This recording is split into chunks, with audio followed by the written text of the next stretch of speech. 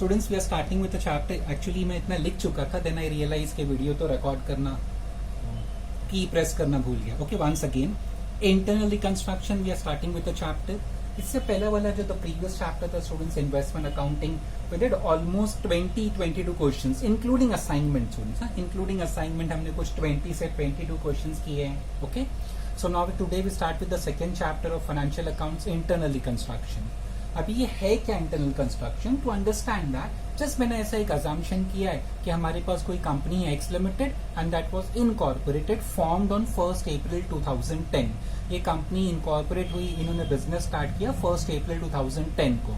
फिर एक मैं टी फॉर्मेट बैलेंस शीट का बना रहा हूँ students, liabilities amount, asset amount. Okay, अभी हमारे सिलेबस में अभी companies T form balance sheet नहीं बनाती, they draw vertical balance sheet students. ठीक है, as per the companies act 2013. But हम क्योंकि वो वर्टिकल फॉर्मेट बनाने को it will take lot of time, so I am drawing just a T format of balance sheet to explain what is internal reconstruction.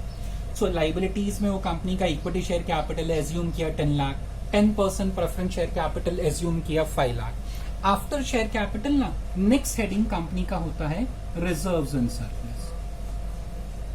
Reserves and surplus ये आपने redemption of preference shares में देखा होगा. General reserve, PNL account, dividend equalisation reserve, securities premium, all those are reserves. फिर उसके बाद एक heading होता है लोन्स. लोन्स दो तरह के होते हैं, एक secured and another one is unsecured. And then finally we have current liabilities and provision. ये सही students, I'm not writing the entire term current liability because ये मैं खाली example लेके आपको समझा रहा हूँ. I just want to make you understand what is internal construction. So last heading का balance sheet का होता है current liability provision. Asset side पे पहला होता है fixed asset, plant machinery, building, furniture, all those things. Next we have investment. Company कभी investment fix asset में नहीं लिखती, they recorded separately. Okay, then next we have current asset. Current asset, loans and advances, ऐसा एक heading होता है. And then finally you have miscellaneous expenditure. इसको fictitious asset भी कहते हैं. If you remember your management accounts of SY BCom, I think same 3 में आपको मैनेजमेंट अकाउंट्स होता था. So this is also known as fictitious asset. Okay, so हमारे example में कंपनी है x limited. This company was form incorporated on 1 अप्रैल 2010. इससे ही उन्होंने बिजनेस स्टार्ट किया. अभी ये कंपनी का मैं बैलेंस शीट बना रहा हूँ. अच्छा, बैलेंस शीट कभी बिगिनिंग डेट पे नहीं बनता है, ईयर एंड पे बनता है ना students. So this is balance sheet at year end. मैं एग्जैक्ट डेट नहीं लिख रहा हूँ, अभी explain the reason why. Year end कौन सा, 2011 लिखो, 12, 13, 14, वो मैं बाद में बताऊंगा. So this is the balance sheet at year end. So हमारे केस में इक्विटी शेयर कैपिटल है 10%, प्रेफरेंस शेयर कैपिटल है. Suppose we have profit and loss account. Secured loan में 10% डिवेंचर्स. अनसिक्योर्ड लोन में सपोज कोई बैंक लोन है. Bank loan can be secured also student, मैंने ऐसा एज्यूम किया अनसिक्योर्ड. करंट लाइबिलिटी में we have creditors, bills paid. I can go on recording, many examples हो सकते हैं. ठीक है, outstanding expenses etcetera. Fix asset में suppose plant machinery, furniture, motor vehicle. There can be many example. Investment में students, investment in shares of Y limited. X limited ने दूसरी company का शेयर्स खरीद के रखा है, जैसा हमने प्रीवियस चैप्टर में किया ना, पर्सनल इन्वेस्टमेंट अकाउंटिंग स्टूडेंट्स. उसमें था मेनी क्वेश्चंस में कि एक कंपनी ने दूसरी कंपनी का शेयर्स लिया है, या one company has invested in debentures of other company. तो इन्वेस्टमेंट में करंट एसेट में we can have debtors, we can have stock, bills receivable. So I can go on recording many examples. ठीक है, loans and advances में we can say loans या advances to staff. आपने employ को कुछ loan दिया है या एडवांस दिया है स्टूडेंट्स. ओके, मिसलेनियस एक्सपेंडिचर का सिंपल मीनिंग मैंने क्या बताया students, it's a fictitious asset, वो फिक्टिशियस एसेट है स्टूडेंट्स, ध्यान रखना। ओके, मिसलेनियस एक्सपेंडिचर मींस, मैं उसका मीनिंग होता है fictitious asset.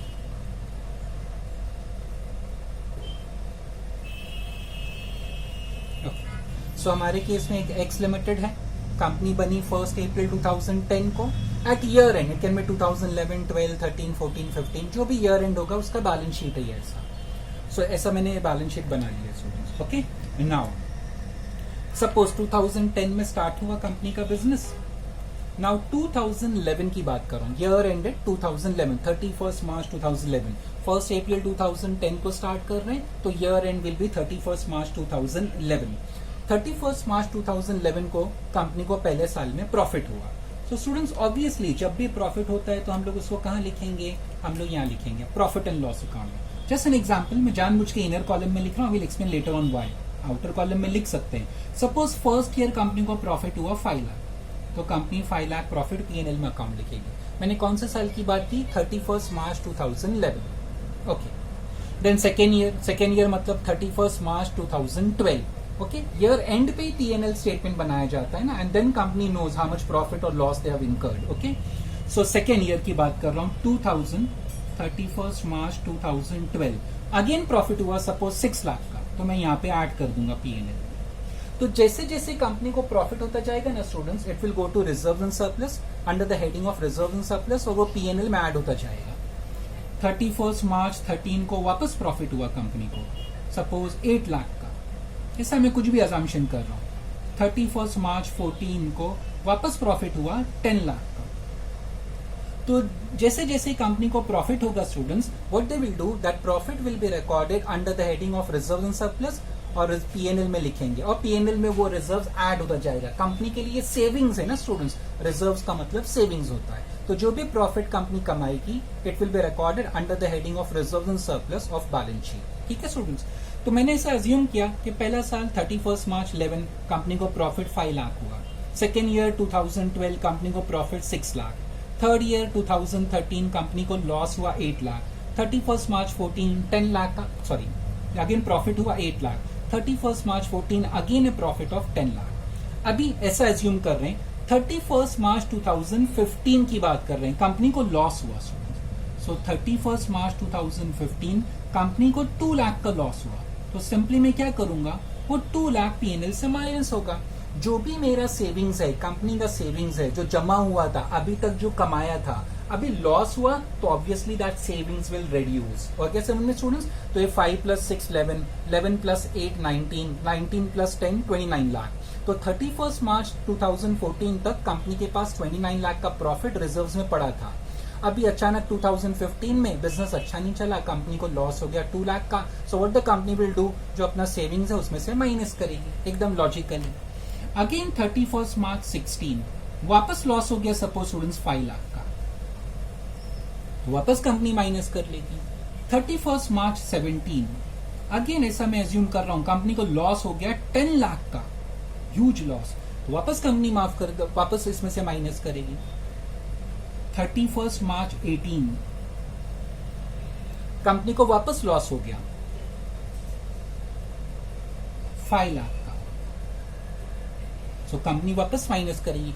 I can keep on deducting losses unless and until I have enough savings under P&L account. जब तक मेरे पास पुराना प्रॉफिट अवेलेबल है, जो पुराना कमा के रखा था, उतना लॉस तो मैं इजिली सब्ट्रैक्ट कर सकता हूँ। 5 + 6 11, 11 + 8 19, 19 + 10 29 लाख। सो मेरे पास पुराना सेविंग्स मेरा 29 लाख घर में जमा है, रिजर्व्स में जमा है। अभी उसमें से मुझे लॉस हो रहा है, तो मेरा सेविंग्स कम होता जाएगा, उसमें से माइनस करना पड़ेगा। सो पहला 29 लाख टोटल प्रॉफिट है स्टूडेंट्स, मैं यहाँ साइड में लिख देता हूँ with pencil, I am recording. ये टोटल स्टूडेंट्स राइट फ्रॉम 2011 जो पहला साल था और यहाँ तक मेरा 29 लाख का प्रॉफिट था। सो 29 लाख के प्रॉफिट में से पहला 2 लाख माइनस हुआ तो भी 27 लाख बच गया। वापस 5 लाख माइनस हुआ तो 22 लाख बचा। माइनस 10 लाख किया तो 12 लाख बचा। अभी 12 में से 5 लाख और लॉस हो गया तो 7 लाख बचा। अभी 31 मार्च, जस्ट एन एग्जाम्पल स्टूडेंट्स, 31 मार्च 19 की बात कर रहा हूं, 7 लाख का नुकसान हो गया। सो 2 + 5 7, 7 + 10 17, 17 + 5 22, 22 + 7 29 लाख। तो जितना मेरा प्रॉफिट था उतना ही मेरा लॉस हो गया। सो ये लॉस भी मेरा 29 लाख है, यहां से लेके यहां तक लॉस है स्टूडेंट्स। ये नेगेटिव है, दैट मीन्स ये नेगेटिव है। This is positive, this is negative. If someone ask me कि what is the position of reserves and surplus, what is the position of P&L account on 31st March 19, तो अभी मैं कहूंगा ये तो नील हो गया। सिंपल है स्टूडेंट्स। 31st March 11 से 31st March 15 तक each year the company was making profit, तो मेरा रिजर्व्स, मेरा सेविंग्स बढ़ता जा रहा था। कितना हो गया? मैक्सिमम 29 लाख तक चला गया 31st March 14 तक। अभी 15 ऑनवर्ड्स कंपनी को लॉस हो रहा है, तो ये सेविंग्स में से मैं लॉस माइनस करते जा रहा हूं, माइनस करते जा रहा हूं, माइनस करते जा रहा हूं। 31st March 19 को अभी ऐसी सिचुएशन आ गई कि जो 29 लाख का मेरा प्रॉफिट था उसी के सामने 29 लाख का टोटल लॉस हो गया। सो 29 - 29, तो अभी कोई मुझे रिजर्व्स का सिचुएशन पूछेगा कि एज ऑन 31st March 19 मेरे पास सेविंग्स कितना है, मेरे पीएनएल में बैलेंस कितना है, तो I will say nil obviously. अभी एक साल सपोज और 31st March 20 की बात कर रहा हूँ स्टूडेंट्स, ओके। यहाँ अभी स्पेस नहीं है तो here I am recording. 31st March 20 को अगेन लॉस हो गया, वापस कंपनी को लॉस हो गया student. Suppose huge loss 15 lakh का, ऐसे में कुछ भी एग्जांपल ले रहा हूँ स्टूडेंट। 31st March 20 को ह्यूज लॉस हो गया 15 लाख का। क्या अभी मेरे पास पीएनएल में कोई बैलेंस है क्या? नहीं, वो तो निल हो गया। तो अभी जीरो है ये मेरा सेविंग्स। क्या उसमें से मैं 15 लाख माइनस कर सकता हूं? अब सेविंग्स बचा ही नहीं, घर में जो जमा पूंजी थी वो तो खत्म हो गई स्टूडेंट्स, तो उसमें से क्या माइनस करूंगा? अब उसमें से तो माइनस नहीं हो सकता है। So in that case what I will do, जो 31st March 20 का लॉस है it will appear under the heading of fictitious asset. I will write profit and loss account और ब्रैकेट में लिखूंगा डेबिट बैलेंस। डेबिट बैलेंस का simple meaning होता है loss, और जितने का मुझे अभी लॉस हुआ 15 लाख, वो मैंने यहां पे लिखा। सपोज मैं एक साल और आगे बढ़ा देता हूं, 31st March 21 अगर वापस लॉस होता है मुझे, तो मैं क्या करूंगा? यहां तो नहीं लिख सकता, तो again what I will do students, I will record here profit and loss account debit balance और बढ़ जाएगा। ईयर एंडेड 2022 में वापस लॉस हो गया, तो again my profit and loss account debit balance will increase.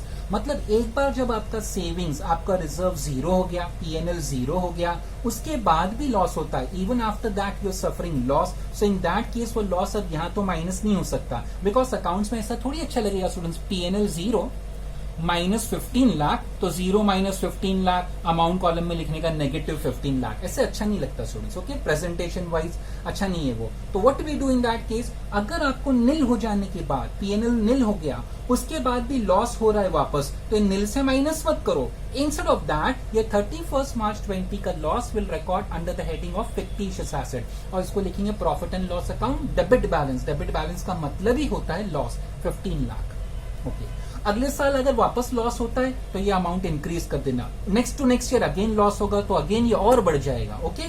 आगे समझ में स्टूडेंट्स, तो कंपनी जब तक प्रॉफिट कर रही थी तब तक तो ठीक था, अब ये कंटिन्यूस लॉस हुआ।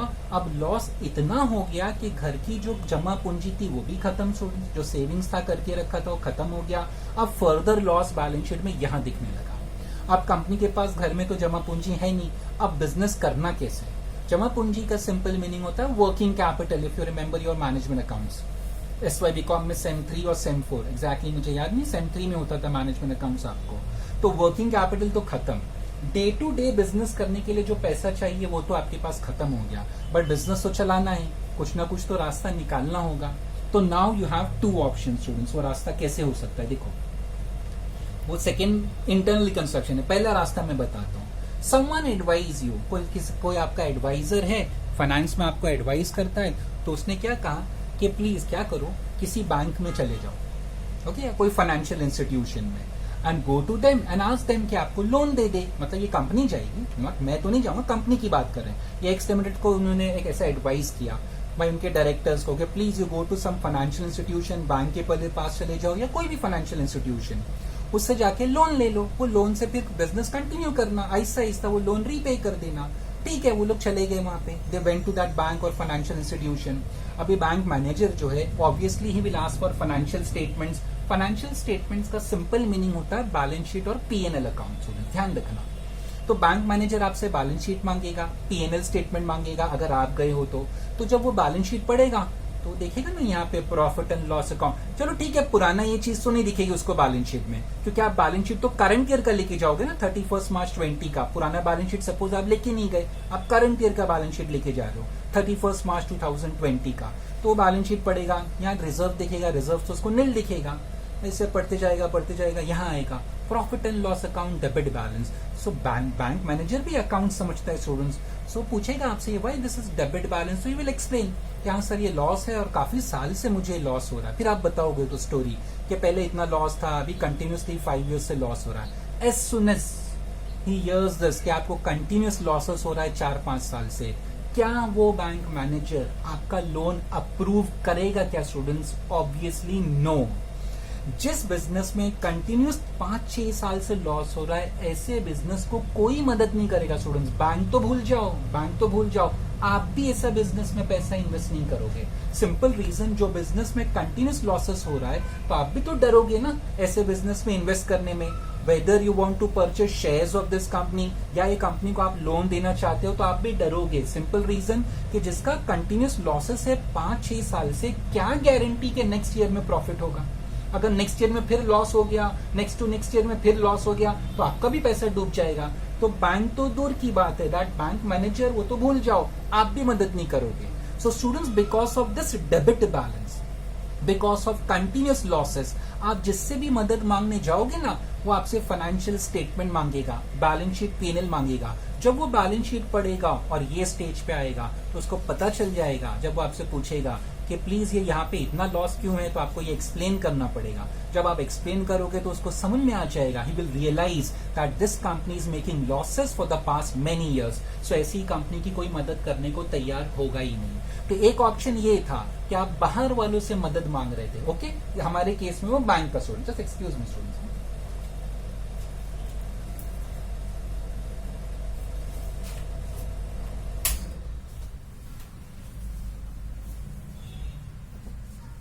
Okay, so bank manager is not helping. Even as an investor मैं भी मदद नहीं करूंगा, आप भी मदद नहीं करेंगे उसकी, बिकॉज ये कंपनी को कंटिन्यूस लॉसेस हो रहा है। तो ये पहला ऑप्शन तो गया, बाहर की मदद लेना की कोशिश की हमने, we tried our level best कि कोई बैंक, कोई बाहर की मदद करने वाला मिल जाए, that person provides us a loan, so with that loan we can carry on the business. तो वो मदद तो अब नहीं मिलेगी। So now comes internal reconstruction. ये क्या होता है स्टूडेंट्स? ये अभी तक मैंने सिर्फ समझाया है कि यहाँ तक आ गए ना, अभी इंटरनल रिकंस्ट्रक्शन होता क्या है। चलो आपने बाहर की कोशिश तो की, एटलीस्ट ट्राई तो किया, किसी ने मदद नहीं किया, दैट्स अ डिफरेंट थिंग। तो आप क्या करोगे स्टूडेंट्स? देखो, ये जितने लाइबिलिटीज है ना, यहाँ से current liability, unsecured loan, secured loan, ये कैपिटल, ये सबको आप बुला के एक एक करके सबसे मीटिंग करोगे। That is what is internal reconstruction. मैं रिवर्स ऑर्डर में स्टार्ट करता हूँ। रिवर्स ऑर्डर में मैं स्टार्ट कर रहा हूँ। सपोज पहला मैं गया बिल्स पेएबल वाले के पास, ऐसे में एक्सप्लेन करने के लिए स्टूडेंट्स। बैलेंस शीट के टोटल पे मत जाना कि टैली नहीं हो रही है, वो भूल जाओ, हम खाली अपना एग्जांपल्स दे रहे हैं। बिल्स पेएबल 1 लाख है, ये जो भी बिल्स पेएबल है ना, इनको इनकी मीटिंग थी, I have to pay them. Bills payable मतलब एक्स लिमिटेड को इनको 1 लाख रुपीज पे करना है। तो एक्स लिमिटेड ने एक मीटिंग रखा, बोर्ड ऑफ डायरेक्टर्स हैं जो भी हैं, वो लोग आ गए और ये बिल्स पेएबल वाले भी आ गए। बोर्ड ऑफ डायरेक्टर्स ने उनको क्लियरली कहा, देखो कंपनी की हालत तो भी ऐसी है कि there is a huge loss of 15 lakh, हमारे पास तो अब पैसा बचा नहीं बिजनेस करने के लिए। Okay, we have just 2 options. वो डायरेक्टर्स ने कहा 2 ऑप्शन क्या है, या तो हम लोग कंपनी बंद करते हैं, घर जाते हैं। इन दैट केस आपको 1 लाख रुपीज भूल जाना, आपको वो तो वापस मिलेगा नहीं, क्योंकि कंपनी बंद हो गई तो ये 1 लाख कहाँ से मिलेगा स्टूडेंट्स? देयर आर ऑप्शंस, मिलता भी है, वो नेक्स्ट सेम में है, वो लिक्विडेशन ऑफ कंपनी। अभी टाइम भी डायरेक्टर्स उनको कहते हैं, देखो भाई हमारे पास तो 2 ऑप्शन है, हम बिजनेस तो कर नहीं सकते, we don't have enough capital, अभी पैसा तो बचा नहीं बिजनेस करने के लिए। So please what will do, ये जो आपका 1 लाख रुपीज है ना, अगर हम लोग घर चले जाते हैं बिजनेस बंद करके, तो ये 1 लाख रुपीज भूल जाना। ओके, ऑब्वियसली कंपनी बंद हो गई तो 1 लाख थोड़ी मिलने वाला है बिल्स पेएबल को। ओके, सो फिर वो लोग पूछेंगे what is the second option. Now the directors will tell them, ठीक है ये 1 लाख आपका है ना, 1 lakh, so please help us. ये 1 लाख की जगह ना, ये जो आपने 1 लाख है ना, इसको make it just an example student, इसको आप 60,000 कर लो। बिल्स पेएबल वाले, जो बिल्स पेएबल हैं, उनको कंपनी से 1 लाख लेना है, company has to pay them 1 lakh rupees. तो बोर्ड ऑफ डायरेक्टर्स क्या कह रहे हैं, अगर हमने बिजनेस बंद कर दिया तो you want get a single penny, आपको एक रुपया नहीं मिलेगा, हम लोग तो घर चले जाएंगे, कंपनी बंद। सो बिल्स पेबल वालों ने पूछा अच्छा what is the second option, this said second option क्या है, आप ये 1 लाख का क्लेम जो है ना आपका, ये 1 लाख रुपया जो आप बताते हो बाकी है, ये 1 लाख के क्लेम को मेक इट 60,000। तो बिल्स पेबल वाले सोचने को मजबूर हो जाएंगे, व्हाट दे विल थिंक, अगर कंपनी बंद हो जाती है तो we have to forget entire 1 lakh rupees, कम से कम ऐसा करते हैं, ठीक है 1 लाख से भी मेक अवर क्लेम 60,000, खाली लॉस 40,000 का होगा ना बिल्स पेबल का, not talking about the company. जो बिल्स पेबल वाले लोग हैं उनको लॉस कितने का होगा, 40,000, फिर भी फ्यूचर में 60,000 मिलने की उम्मीद तो है students. Okay okay, they can expect at least they can receive 60,000 in future. अगर दे कीप ऑन इंसिस्टिंग नहीं हमको तो 1 लाख चाहिए, बोर्ड ऑफ डायरेक्टर्स ने डायरेक्टली कह दिया है हमारे पास तो पैसा है नहीं, हम तो बिजनेस बंद करके घर जा रहे हैं, तो फॉरगेट 1 लाख रुपीज। सो बिल्स पेबल वाले क्या सोचेंगे, जाने दो 1 लाख नहीं मांगते हैं, क्या करते हैं, our claim will reduce it to 60,000, 40,000 rupees भूल जाते हैं। तो कंपनी का क्या हुआ स्टूडेंट्स, ये लाइबिलिटी साइड क्या हुआ, 40,000 से कम हुआ, तो एसेट साइड भी 40,000 से कम होना चाहिए ना। तो what the company will do, वो 40,000 वो लोग यहां से माइनस करेंगे ये पीएनएल में से। समझ में आ गया, बिल्स पेबल का 1 लाख रुपीज बाकी है। Okay, if they keep on insisting नहीं हम तो 1 लाख ही लेंगे, कहीं से भी लाके दो, तो बोर्ड ऑफ डायरेक्टर्स ने तो क्लियरली कह दिया है कि भाई पैसा तो है नहीं, हम बिजनेस बंद करके घर जा रहे हैं, तो forget your 1 lakh rupees. Second option board of directors ने क्या रखा कि आपका ये जो 1 लाख है ना, वो 1 लाख का क्लेम यू मेक इट 60,000। तो स्टूडेंट्स वो लोग तैयार हो जाएंगे फॉर द सिंपल रीजन ना कि अगर आज बिजनेस बंद कर देते हैं तो 1 लाख का बिल्स पेबल को नुकसान होगा, और अगर अपना क्लेम 40,000 से रिड्यूस कर रहे हैं तो अभी उनको नुकसान कितने का हुआ, 40,000। फ्यूचर में कुछ ना कुछ तो मिल जाएगा, 60,000 रुपीज तो मिलेगा एटलीस्ट उनको। तो व्हाट आई हैव डन, मैंने लाइबिलिटी को 40,000 से रिड्यूस किया।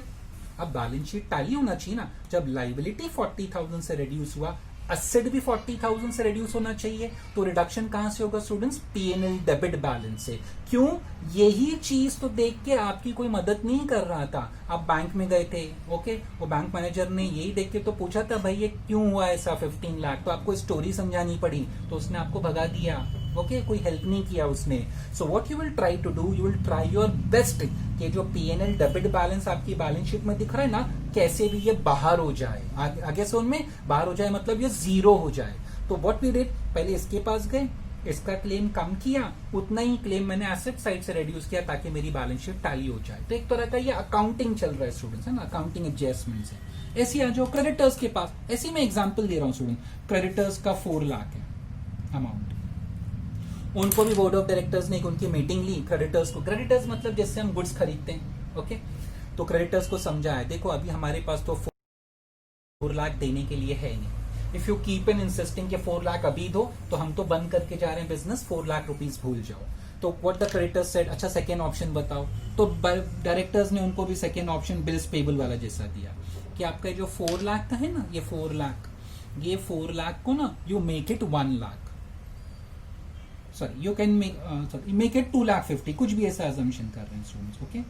इंस्टेड ऑफ 4 लाख आप ऐसा समझो कि आपका सिर्फ 2,50,000 बाकी है, तो क्रेडिटर्स अगेन वो तैयार हो जाएंगे। क्यों, सिंपल रीजन, अगर आज 4 लाख के लिए इंसिस्ट करते हैं तो वो तो कंपनी बंद करके चले जाएंगे, 4 लाख कब मिलेगा पता नहीं, बट हम 4 लाख से 2,50,000 पे आ जाएंगे, ठीक है 1,50,000 का नुकसान हो गया, बट स्टूडेंट्स 2,50,000 तो मिलेगा ना क्रेडिटर्स को, फ्यूचर में कभी ना कभी तो मिल जाएगा। सो अगेन मैंने लाइबिलिटी को 1,50,000 से कम किया, तो लाइबिलिटी 1,50,000 से कम हुआ, तो एसेट साइड भी 1,50,000 से कम करना चाहिए। तो कहां से कम करूंगा, I will subtract it from PNL account, because ये पीएनएल देख के मुझे बैंक मैनेजर ने भगा दिया था। He said I won't help you because आपका कंपनी लॉस मेकिंग है for the past many years, I won't provide you any loan. तो ऐसे क्या करूंगा मैं, ऐसे एक एक करके जो मेरी लाइबिलिटीज है, बैंक लोन, डिबेंचर, ये सबके पास जाऊंगा, जो भी बैलेंस शीट मेरी लाइबिलिटी है सबसे मीटिंग करूंगा, जो लोग तैयार हो जाएंगे उनका क्लेम रिड्यूस करूंगा, जितना क्लेम यहां से रिड्यूस होगा लाइबिलिटी साइड से, same amount I will reduce from asset side from PNL account. इसको कहते हैं क्या स्टूडेंट्स, इंटरनल रिकंस्ट्रक्शन। अब समझ में आ गया, मतलब हम बाहर वालों से मदद नहीं ले रहे हैं, अपने जो घर के आदमी अपनी बैलेंस शीट में जो ऑलरेडी है उनके एक एक के पास जाना है, एक एक से मीटिंग करना है, उनको समझाना है कि please if you help us will continue the business. अगर आप हेल्प नहीं करोगे तो हम बिजनेस बंद कर रहे हैं, जो आपने बिजनेस, जो आपका जो भी बकाया है, बाकी ये बैलेंस है, वो भूल जाओ। जब कंपनी बंद हो जाएगी तो हम कहां से देंगे आपको, बिजनेस बंद हो जाएगा तो कहां से देंगे। So what we are doing students, एक एक करके जो हमारी ये लाइबिलिटीज है सबसे मीटिंग लेना है। जितना जितना वो क्लेम रिड्यूस करेंगे, लाइबिलिटी साइड कम होगा तो एसेट साइड भी कम करना पड़ेगा। So what will do, will subtract it from PNL account debit balance. Debentures के साथ भी करेंगे, ऐसा हम प्रेफरेंस शेयर के साथ भी करेंगे, इक्विटी शेयर कैपिटल। क्यों स्टूडेंट, सिंपल रीजन बताऊं, इनको तो हम ओनर्स कहते हैं ना, इक्विटी शेयर। रियल ओनर्स तो इक्विटी शेयर होल्डर्स होते हैं, preference share holders are not real owners, but इनका स्टेक ज्यादा होता है कंपनी में, इक्विटी शेयर होल्डर्स और प्रेफरेंस शेयर होल्डर का। जब ये लोग इतना सैक्रिफाइस कर रहे हैं, जब इनसे हम इतनी कुर्बानी ले रहे हैं, so we have to request them also कि भाई आप लोग भी अपना क्लेम रिड्यूस करो। Suppose again just an example, preference share holders की मीटिंग हुई, वो 5 लाख की जगह मैंने उनसे कह दिया भाई 5 लाख तो मेरे पास है नहीं देने के लिए, बोर्ड ऑफ डायरेक्टर्स ने कहा अगर आप लोग 5 लाख मांगोगे ना तो हम कंपनी बंद करके जा रहे हैं, भूल जाओ 5 लाख। तो हमने उनको समझाया, उनसे कहा कि भाई आप अपना क्लेम 2 लाख कर लो। तो लाइबिलिटी कितने से कम हो गया, 5 से 2 हो गया तो 3 लाख से कम हुआ। सो लाइबिलिटी 3 लाख से कम हुआ तो एसेट साइड भी 3 लाख से कम कर। ओके ऐसी वो इक्विटी शेयर होल्डर्स के पास जाएंगे, उनका 10 लाख है, ये तो खुद ओनर्स है ना स्टूडेंट, इनको तो जल्दी इनको समझाना आसान है भाई। सो 10 लाख की जगह just an example students, I made it 2 lakh. So कितने से उनका क्लेम रिड्यूस हो गया, 10 से 2 हो गया, मतलब 8 लाख रुपीज उन्होंने कम कर दिया, एक साथ सैक्रिफाइस कर दिया। सो लाइबिलिटी 8 लाख से कम हुआ तो यहां से भी मैं 8 लाख माइनस कर दूंगा, सो -8 लाख। सो ऐसा मैं करते जाऊंगा स्टूडेंट्स, कब तक करते जाऊंगा, जब तक मेरा पीएनएल डेबिट बैलेंस जिसने मुझे परेशान करके रखा, because of this I couldn't avail loan from a bank, कोई भी फाइनेंशियल इंस्टीट्यूशन ही देख के मुझे मदद नहीं कर रहा था। तो जब तक ये मेरा बैलेंस शीट से निकल नहीं जाएगा स्टूडेंट्स, पीएनएल डेबिट बैलेंस 0 नहीं हो जाएगा, तब तक मैं लाइबिलिटी ऐसा रिड्यूस करते जाऊंगा। That is what is known as internal reconstruction. Once again मैं रिपीट कर देता हूँ स्टूडेंट्स, ये हमने ऐसा एज्यूम किया कि एक एक्स लिमिटेड है, नई कंपनी, इनकॉर्पोरेटेड मींस नया कंपनी, नया बिजनेस, 1 अप्रैल 2010 को स्टार्ट हुआ। फिर मैंने उसकी एक ऐसी बैलेंस शीट बनाई स्टूडेंट्स टी फॉर्म में। अब हमारे सिलेबस में टी फॉर्म बैलेंस शीट नहीं होता है, वर्टिकल बैलेंस शीट होता है, बट वर्टिकल को स्पेस भी ज्यादा चाहिए, टाइम भी लगता है, इसलिए मैंने टी फॉर्म बनाया। Equity share, preference share, reserves, loans में मैंने 10% debenture, bank loan unsecured, current liability, fix asset, investment, current asset, miscellaneous expenditure को भी कॉल फिक्टिशियस एसेट। ओके, कुछ अमाउंट्स मैंने ऐसे एज्यूम किए, 10 लाख, 5 लाख। अच्छा, फिर मैंने क्या बताया, 2010 को बिजनेस स्टार्ट हुआ, सो 31 मार्च 2011 को साल खत्म होगा, कंपनी को पहले साल में प्रॉफिट हुआ 5 लाख, सेकेंड ईयर में प्रॉफिट हुआ 6 लाख, थर्ड ईयर में प्रॉफिट हुआ 8 लाख, फोर्थ ईयर में प्रॉफिट हुआ 10 लाख, ये टोटल प्रॉफिट 4 साल का 29 लाख। एक ऐसा एजम्पशन स्टूडेंट। अभी 5वें साल से फ्रॉम 5th ईयर ऑनवर्ड्स अभी कंपनी को लॉस होना स्टार्ट हो गया। 2015 में लॉस, 16 में लॉस, 17 में लॉस, 18 में लॉस, 19 में लॉस, 2019 तक लॉस हुआ, लॉस भी 29 लाख है। So as on 31st March 19, if someone asks me what is the balance in P&L account, I will say nil. Why? Profit 29 lakh, savings, जमा पूंजी सब घर में जो जमा था वो 29 लाख था, नुकसान होने की वजह से आपका सेविंग्स जाता रहा, वो पूरा सेविंग्स आपका लॉस में चला गया। सो 29 माइनस 29 निल। अगर अब 31 मार्च 20 को लॉस होता है, मैंने ऐसे एज्यूम किया 15 लाख का लॉस, तो आप अब यहां नहीं लिखोगे पीएनएल में, बिकॉज पीएनएल में बैलेंस 0 है, 0 माइनस 15 लाख, फिर वो माइनस 15 लाख बैलेंस शीट में नेगेटिव आंसर अच्छे नहीं लगते। So if you further suffer a loss, जब आपका रिजर्व्स में बैलेंस 0 है, so in that case what the company does, वो लॉस को कंपनी कहां लिखती है, एसेट साइड पे, under fictitious asset, under miscellaneous expenditure, profit and loss account, debit balance 15 lakh. अब इतना लॉस हो गया, कंपनी के पास पैसा नहीं बचा बिजनेस करने के लिए, एम्प्लॉय को टाइम पे सैलरी नहीं दे पा रहे, क्रेडिटर्स से जिनसे गुड्स खरीदा था उनको भी पेमेंट नहीं कर पा रहे, अभी company stuck up, financial position weak है। तो किसी ने उनको ऐसा एडवाइस दिया कि आप बैंक में जाओ, बैंक से लोन ले लो, वो पैसे से आप बिजनेस कर लेना, आहिस्ता आहिस्ता रीपे करना। ठीक है, कंपनी चलेगी बैंक में। बैंक वाले ने बैलेंस शीट मांगा, तो ऑब्वियसली आप करंट ईयर बैलेंस शीट दोगे, हो सकता है वो पास्ट ईयर का भी आपसे बैलेंस शीट मांगे। ओके स्टूडेंट्स, तो हम ऐसा सोच रहे हैं, ठीक है चलो करंट ईयर का balance sheet, current year is 31 मार्च 20, सो 31 मार्च 20 का बैलेंस शीट पीएनएल स्टेटमेंट लेके बैंक में चले गए। बैंक मैनेजर ने आपकी बैलेंस शीट पढ़ा, वो यहाँ पे आ गया, profit and loss account, debit balance. तो उतना अकाउंट वो भी समझता है, डेबिट बैलेंस का मतलब लॉस। तो आपसे पूछेगा लॉस कब से हो रहा है, तो आपको बताना पड़ेगा फिर। जब आप ये उसको सिचुएशन बताओगे ना कि पीछे 5-6 साल से लॉस हो रहा है, तो बैंक मैनेजर आपको बाहर का रास्ता दिखा देगा. ही विल से कि we can't help you because आपकी कंपनी को लास्ट 5-6 ईयर से लॉस हो रहा है. क्या गारंटी है कि नेक्स्ट ईयर भी लॉस होगा कि प्रॉफिट होगा? तो बैंक को डर लगेगा कि भाई अगर उन्होंने लोन दिया तो ऐसा नहीं हो लोन भी डूब जाए. तो बैंक वाले ने मना कर दिया. ठीक है, तो बाहर हमने हेल्प लेना चाहा, external help, so that was not possible. तो अब मैं क्या करूंगा, अब internal construction. What is internal construction?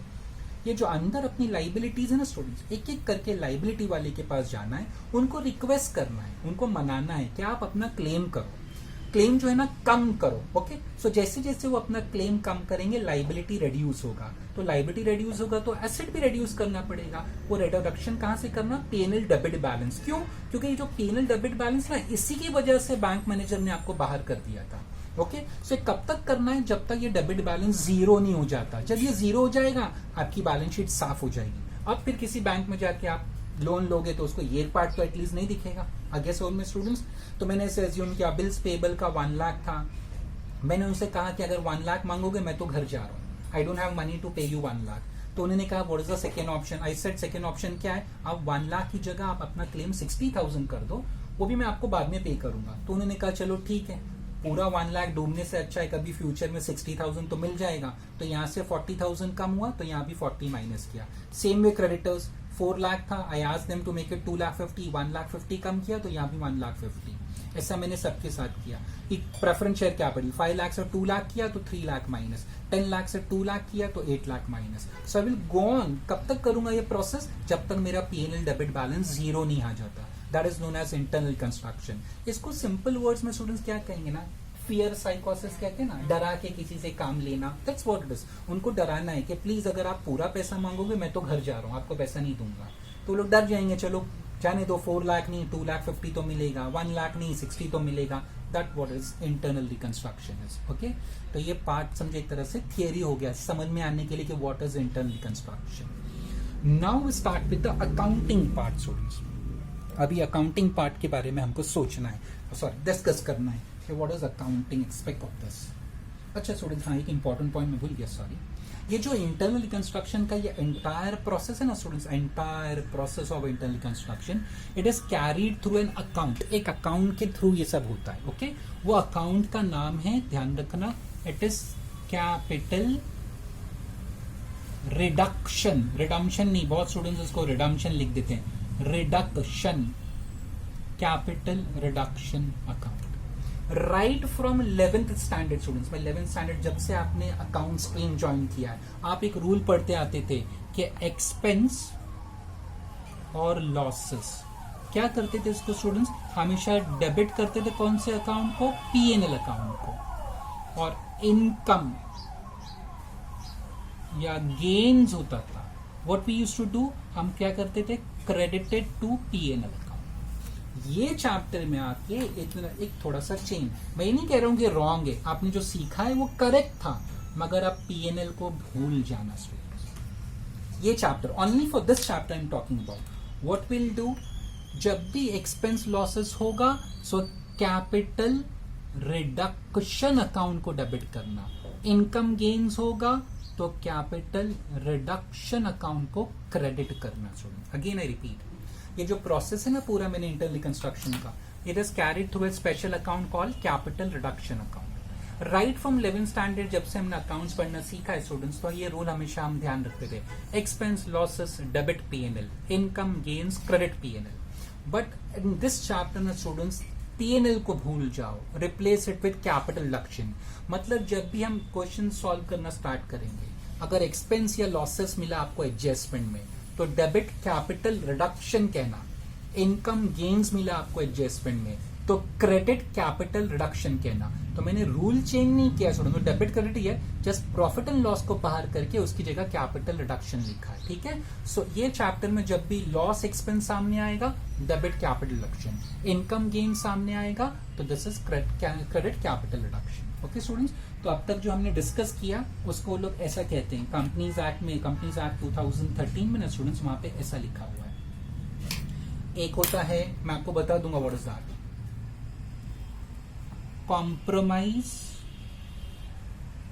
Compromise and arrangement. ये देखो, और ये कौन सा सेक्शन में आता है स्टूडेंट्स? ये ऑब्जेक्टिव्स के लिए आपके लिए इंपॉर्टेंट है सेक्शन, अगर आपको याद रखना हो तो। Section 232 of companies act, companies act की बात कर रहे हैं, मैं शॉर्ट में लिखा है कंपनीज एक्ट 2013। ओके, सो कॉम्प्रोमाइज अरेंजमेंट मतलब मैं ऑलरेडी डिस्कस कर चुका हूँ। ये है ना कॉम्प्रोमाइज अरेंजमेंट, बुला के रिक्वेस्ट करना, भाई आप कम कर लो। वो लोग थोड़ा, कोई तो ज्यादा कम करेगा, कोई कम करेगा। जैसे इसने 4 लाख से 2 लाख 50 किया, 1 लाख 50 एक साथ माइनस किया, इसने 1 लाख से 60,000 कर लिया। Okay, so this is known as compromise and arrangement. ये किसके साथ होता है students? Compromise and arrangement with creditors या शेयर होल्डर्स के साथ में भी हो सकता है। ये किसके साथ में होता है ज्यादातर? कॉम्प्रोमाइज अरेंजमेंट विद क्रेडिटर्स या शेयर होल्डर्स के साथ में भी आप कर सकते हो।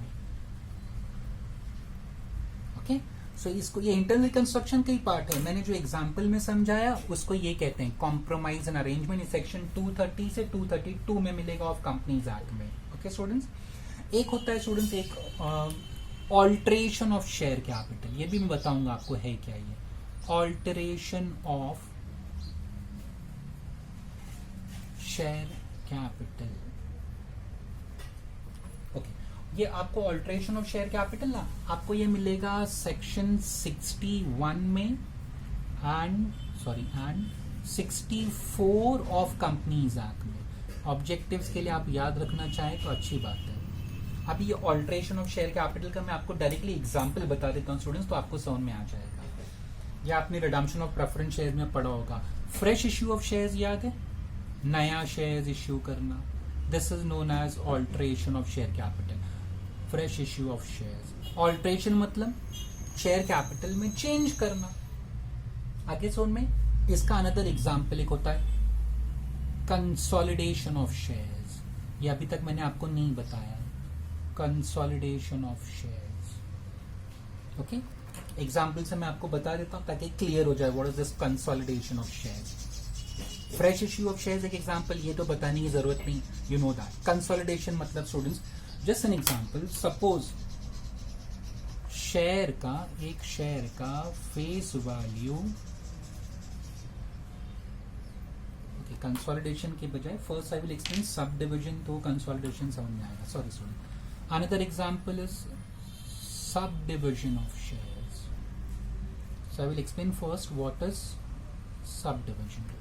ऐसा एग्जांपल में सपोज एक शेयर का फेस वैल्यू FV मैंने शॉर्ट में लिखा है 100 है। What is sub division? Asking change मतलब छुट्टा लेते हैं ना स्टूडेंट्स हम लोग। मेरे पास सपोज एक नोट है, I have one single note of 100 denomination of 100।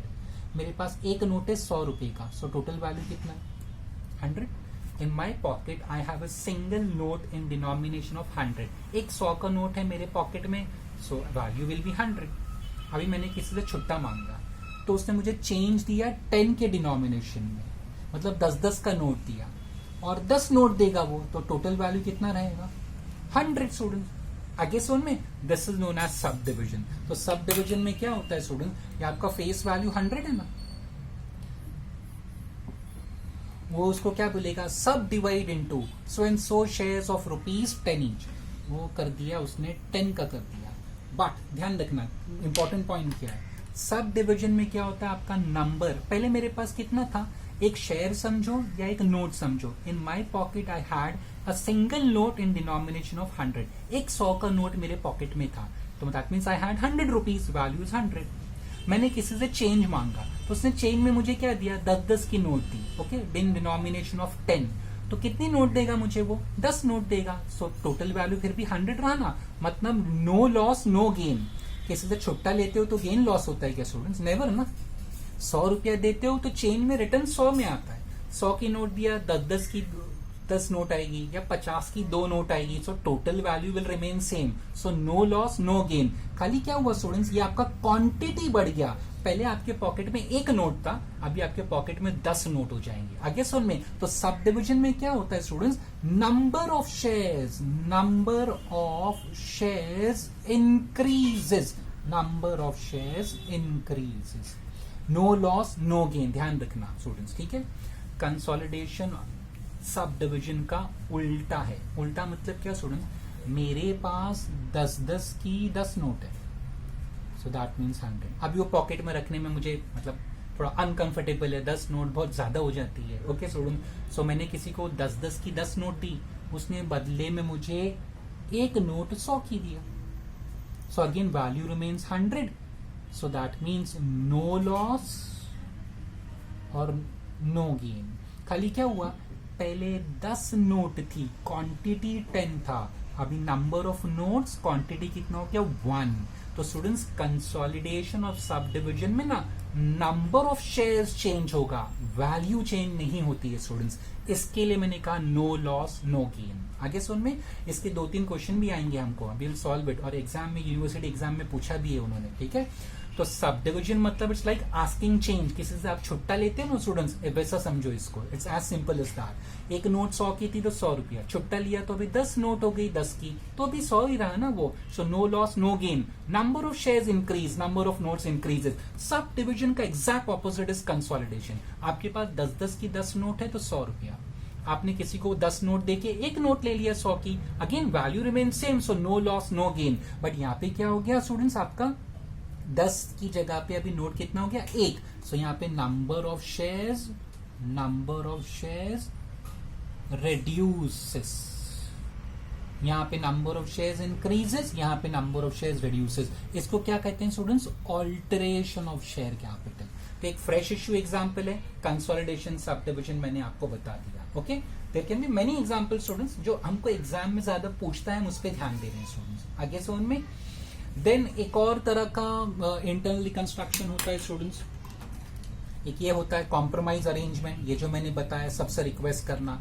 ये फ्रेश इशू भी एक तरह के इंटरनल रिकंस्ट्रक्शन में एडजस्टमेंट्स होते हैं, you know that what is fresh issue. Consolidation sub division अभी मैंने आपको बता दिया मीनिंग क्या है, इसको सॉल्व कैसे करते हैं, no need to worry, we have 2-3 question based on this, solve करेंगे जब हम लोग। ओके, नेक्स्ट स्टूडेंट्स एक होता है reduction of share capital. Internal reconstruction में एक और पॉइंट होता है रिडक्शन ऑफ कैपिटल, जैसा हमने यहां पे किया था, रिडक्शन ऑफ कैपिटल। ये सेक्शन आपको मिलेगा सेक्शन 66 में मिलेगा, section 66 of companies act 2013, reduction of capital. Okay, एक लास्ट फाइनली होता है स्टूडेंट्स वेरिएशन ऑफ राइट्स। आपको ये चैप्टर में भी है ये वेरिएशन ऑफ राइट्स, और स्टूडेंट्स आपको ना ये नेक्स्ट सेम में अमालगमेशन एब्जॉर्प्शन में भी आएगा स्टूडेंट्स, वेरिएशन ऑफ राइट्स। ये आपको मिलेगा सेक्शन 48 ऑफ कंपनीज एक्ट 2013। तो इंटरनल रिकंस्ट्रक्शन में 4 तरह की चीजें होती है, कॉम्प्रोमाइज अरेंजमेंट, ये जो मैंने बताया रिक्वेस्ट करके उनका क्लेम कम कराना, बैंक लोन का, डिबेंचर का, उसको कहते हैं। ऑल्ट्रेशन में fresh issue, consolidation sub division, sub division में नंबर ऑफ शेयर्स इंक्रीज होता है, कंसोलिडेशन में नंबर ऑफ शेयर्स रिड्यूस होता है, बट दोनों में गेन लॉस नहीं होता students, no loss no gain, यहां भी लिखा है मैंने, यहां भी। रिडक्शन ऑफ कैपिटल ऑलरेडी मैंने डिस्कस किया, शेयर होल्डर्स का जो क्लेम रिड्यूस किया। अभी वेरिएशन ऑफ राइट, देखो इसको कैसा समझना है, वेरिएशन ऑफ राइट, इसकी सबकी हम लोग जनरल एंट्रीज भी लिखेंगे, no need to worry. Variation of rights मतलब क्या स्टूडेंट्स, यहाँ पे देखो डिबेंचर्स के यहाँ पे इंटरेस्ट रेट कितना है 10% डिबेंचर। सपोज मैंने उनको रिक्वेस्ट किया, ऐसे ही मैं समझाता हूं, कि उनका क्लेम था 4 लाख, मैं उनके पास गया, मैंने कहा कि भाई आपका क्लेम जो है ना उसको 3 लाख कर दो, तो वो लोग नहीं माने, नहीं हमको नहीं करना है। तो मैंने उनको डराया भी कि प्लीज अगर आप 3 लाख नहीं करोगे ना तो मैं बिजनेस बंद करके जा रहा हूँ, आपका 4 लाख डूब जाएगा। तो वो लोग एकदम कैसा बोलेंगे ना स्टूडेंट, अच्छा वो नहीं ढीठ जैसे थे वो लोग। Okay, so what they said, चलेगा 4 lakh, let it be, 4 lakh डूबने दो, गया तो गया, but we won't reduce our claim. कुछ लोग ऐसे होते हैं ना स्टूडेंट्स, वो लोग नहीं माने। तो मैंने उनको अच्छा दूसरा रिक्वेस्ट किया, अच्छा आप अपना प्रिंसिपल अमाउंट क्लेम नहीं कर रहे हो ना, तो जो आपका 10% इंटरेस्ट रेट है ना उसको अभी आप 8% कर लो।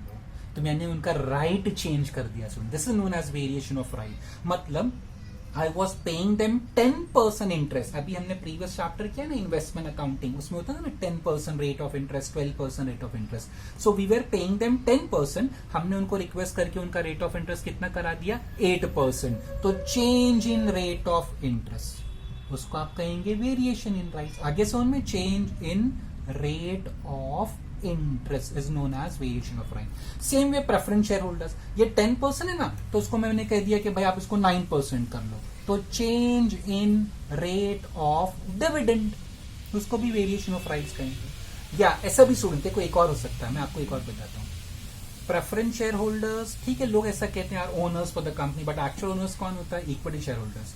अच्छा, वोटिंग राइट किसके पास होते हैं? इक्विटी शेयर्स के पास। प्रेफरेंस शेयर होल्डर्स के पास वोटिंग राइट्स नहीं होता है, ये आपने एसपीओसी में पढ़ा होगा, okay, in your 12th standard. So preference share holders के पास वोटिंग राइट्स नहीं होता है ना, तो मैंने उनको रिक्वेस्ट किया भाई आप अपना क्लेम कम करो, तो सपोज वो लोग क्लेम करने को नहीं माने, मैंने उनको डराया भी जैसा डिबेंचर होल्डर्स को कि प्लीज अगर आप क्लेम नहीं करोगे ना तो आपका क्या होगा, आपका जो आप क्लेम कम नहीं करोगे तो व्हाट विल हैपन स्टूडेंट्स, कि आपका पैसा पूरा डूब जाएगा। तो उन्होंने कहा जाने दो, डूबने दो, but we won't reduce the claim. तो मैंने उनको रिक्वेस्ट किया कि प्लीज अच्छा चलो आप क्लेम कम नहीं करते हो ना तो एक बात तो मानो। तो उन्होंने कहा व्हाट इज दैट? तो मैंने कहा मैं क्या करता हूँ, आपका जो प्रेफरेंस शेयर है ना I will convert it into equity share, उसको कहते हैं वेरिएशन ऑफ राइट्स।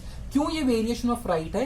क्योंकि जब तक वो प्रेफरेंस शेयर होल्डर्स थे उनको वोटिंग राइट नहीं था, जैसे ही वो इक्विटी शेयर होल्डर्स बन जाएंगे तो उनका राइट चेंज हो गया, अब वो वोटिंग कर सकते हैं। आगे समझ में स्टूडेंट्स? सो कन्वर्जन ऑफ, ये एग्जाम्पल में दे रहा हूं students, preference share into equity share. Same way conversion of debenture into preference share या conversion of debenture into equity share, उसको भी हम लोग कह सकते हैं students. Followed students what I have said now. So reduction, sorry, variation of rights मतलब या तो rate of interest, rate of dividend change करना, या प्रेफरेंस शेयर को इक्विटी शेयर में करना, या डिबेंचर को प्रेफरेंस शेयर या इक्विटी शेयर में कन्वर्ट करना, that is known as variation of right. तो इंटरनल रिकंस्ट्रक्शन, ये जो मैंने ऑलरेडी समझाया था उसी को ऐसा कहा जाता है कंपनीज एक्ट में। First one is compromise arrangement, ये लाइबिलिटी वालों को हमने रिक्वेस्ट करके क्लेम किया, कम कराया, दैट इज कॉम्प्रोमाइज और arrangement. Alteration of share capital का मैंने example, fresh issue of shares, you know. Consolidation में नंबर ऑफ शेयर्स कम होगा, no loss no gain. Subdivision में नंबर ऑफ शेयर्स इंक्रीज होगा, नो लॉस नो गेन। मेरे पास एक शेयर है 100 रुपए का, तो वैल्यू कितना है 100। कंपनी के पास गया, मैंने 10 शेयर, वो एक वापस कर दिया, उसके बदले में 10 शेयर लिया 10 का, तो भी मुझे 100 ही का मिला ना। I had single note of ₹100, so 100 rupees. मैंने चेंज किया, किसी से चेंज मांगा, छुट्टा लिया, उसने मुझे 10 नोट दिया 10 का, तो वैल्यू तो सेम रहा, नो लॉस नो गेन। खाली क्वांटिटी देखो 1 से 10 हो गया, तो number of shares increases, no loss no gain. Consolidation इसका ऑपोजिट है स्टूडेंट्स। मेरे पास 10 नोट है 10 की, तो आई हैव टोटली 100 रुपीज। मैंने किसी से बदली किया, व्हाट आई डिड, वो 10 नोट वापस किया उसको, उससे एक नोट 100 का ले लिया, तो I got 100 rupees, still amount same, so no loss no gain. But देखो नंबर ऑफ शेयर्स है ना, नंबर 10 से अभी कितना हो गया, 1 हो गया। This is known as consolidation sub division. Reduction of capital, ये क्लेम रिड्यूस करना। वेरिएशन का मतलब क्या स्टूडेंट्स, ये rate of interest, rate of dividend change करना, उसको कहते हैं वेरिएशन ऑफ राइट्स। या प्रेफरेंस शेयर को इक्विटी शेयर बना देना, या डिबेंचर को प्रेफरेंस शेयर इक्विटी शेयर में कन्वर्ट करना, that is known as variation of rights. ठीक है, so then now will discuss the accounting part, journal entries, इसमें कैसे रिकॉर्ड किया जाता है।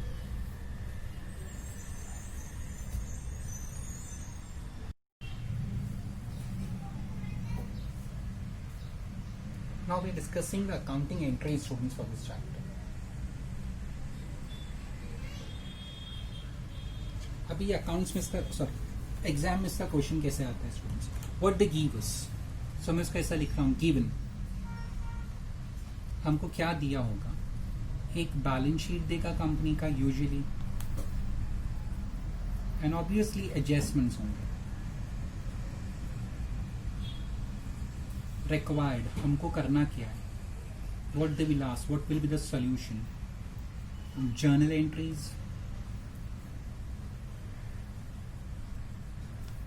Draw capital reduction account,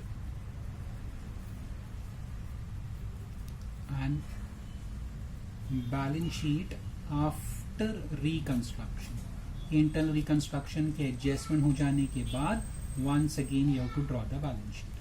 So they will give us balance sheet of any company और उसके साथ में कुछ एडजस्टमेंट होगा। हमको करना क्या है, वो कंपनी का बुक्स में एंट्री रिकॉर्ड करना है, एक कैपिटल रिडक्शन अकाउंट बनाना और बैलेंस शीट आफ्टर रिकंस्ट्रक्शन। अच्छा स्टूडेंट्स, इट डिपेंड्स। अभी आपका 100 मार्क्स का पेपर है, 20 मार्क्स का क्वेश्चन आएगा, तो दे कैन आस्क ऑल 3, तीनों साथ में पूछ सकता है, और any combination. They can say journal entry capital reduction, और they can say journal entry only balance sheet, और they can say only journal entries, only reduction account, I don't know. तो हमको सीखना तीनों है स्टूडेंट्स। वो कॉम्बिनेशन क्या होगा एग्जाम में, ऑल 3 या एनी 2 या एनी 1, वो तो हमें पता नहीं है स्टूडेंट्स ऑब्वियसली। सो हम तीनों सीखेंगे students. So now we are starting with students journal entry.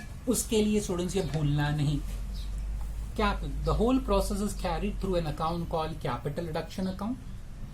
Expense losses वो अकाउंट में हमेशा डेबिट करना, इनकम गेन्स वो अकाउंट में हमेशा क्या करना, क्रेडिट. ये इंपॉर्टेंट है when for journal entry students. जब भी एडजस्टमेंट में एक्सपेंस लॉसेस मिलेगा तो कौन सा अकाउंट डेबिट करना, capital reduction account. Income gains मिलेगा तो कौन सा अकाउंट क्रेडिट करना, capital reduction account. Keep this in mind, then I start with journal entries. अच्छा, अभी जो मैं एंट्रीज लिख रहा हूं स्टूडेंट्स, उसको सीक्वेंस में याद नहीं रखना है. Why I am giving this journal entry, आप खाली समझ जाओ कि टेक्निक क्या है. You don't have to mug up. बहुत से लोगों की आदत होती है अकाउंट्स में ना, what they start doing, journal entry number 1 ऐसा हाथ रख के उसको क्या बोलेंगे, रटते हैं students. Okay, you have to mug, not that way. ऐसा नहीं करना है आपको. आपको समझना है कि what we have to do students. Okay, अभी मैं आपको एक एक करके, जैसे मैंने यहाँ डिस्कस किया था स्टूडेंट्स, हम लोगों ने बिल्स पेबल था ना, बिल्स पेबल कितने का था, 1 लाख का था. हमने उसको कितना कर दिया फिर, 60,000. तो बिल्स पेबल कितने से कम हो गया स्टूडेंट्स, 40,000 से कम हो गया. अच्छा, ध्यान रखना, the whole scheme is carried through an account called capital reduction account. Expense losses होगा तो capital reduction debit, income gains होगा तो capital reduction credit. Now from the point of view of company, हम लोग एंट्री जो record कर रहे हैं कंपनी का बुक्स में, creditor bills payable bank loan के बुक्स में नहीं, कंपनी मतलब एक्स लिमिटेड. तो ये बिल्स पेबल है, एक्स लिमिटेड को उनको पे करना था 1 लाख, और अभी उन्होंने अपना क्लेम कितना कर लिया, 60,000. So from the point of view of company के लिए लॉस है कि गेन. कंपनी के लिए students, I am not talking about bills payable. Bills payable मतलब एक्स लिमिटेड को 1 लाख रुपीज इनको पे करना है. अभी ये लोग क्या बोलते हैं, जाने दो 1 लाख मत पे करना, हमको 60,000 पे करना. So from the point of view of company x limited, ये रिडक्शन हुआ ना. और क्या रिड्यूस हो रहा है स्टूडेंट्स, लाइबिलिटी. तो अगर लाइबिलिटी रिड्यूस होती है तो obviously it's a gain. All gains in this chapter, देखो income gain should be credited to capital reduction students. तो अब देखो मैं ऐसा लिख रहा हूं, if there is reduction in liability, कोई भी लाइबिलिटी हो सकती है student, can be creditor, bills payable या कोई आउटस्टैंडिंग एक्सपेंस. तो क्या एंट्री रिकॉर्ड करने का, जर्नल एंट्री विल बी, हमारे एग्जांपल में बिल्स पेबल था तो I will write bills payable account debit to, मैं शॉर्ट में लिख रहा हूं, आप लोग कभी मत लिखना, राइट द फुल टर्म. चलो ठीक है, मैं भी लिखता हूं, टू कैपिटल रिडक्शन अकाउंट. और स्टूडेंट्स गेन कितने का है, सिंपल, पहले 1 लाख था, अभी 60 हो गया, तो 1 lakh minus 60,000, gain will be of 40,000. तो स्टूडेंट्स इसको समझना ना, ये चैप्टर की एंट्री बड़ा आसान है. एडजस्टमेंट पढ़ो, लाइबिलिटी से रिलेटेड है, और लाइबिलिटी अगर रिड्यूस हो रही है तो gain for the company. All gains in this chapter credit capital reduction. तो देखो कैपिटल रिडक्शन क्रेडिट किया, और क्या कम हो रहा है हमारा, बिल्स पेबल को डेबिट किया. स्टूडेंट इसी में एक और ऑप्शन हो सकता है कि वो बिल्स पेबल को कम भी करने बोल रहा है और पेमेंट भी करने बोल रहा है. जैसे एन एग्जांपल, जैसे balance sheet, in balance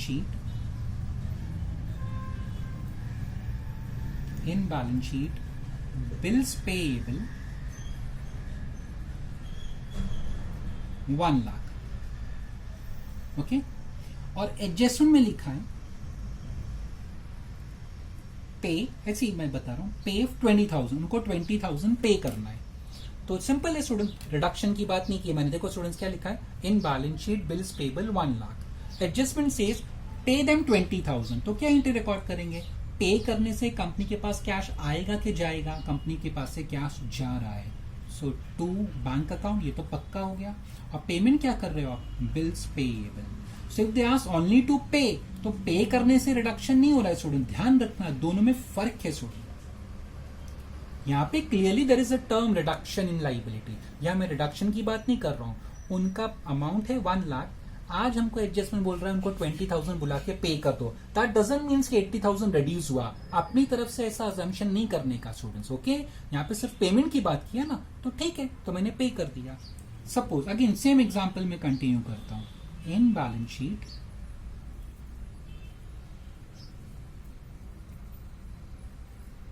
bills payable 1 lakh,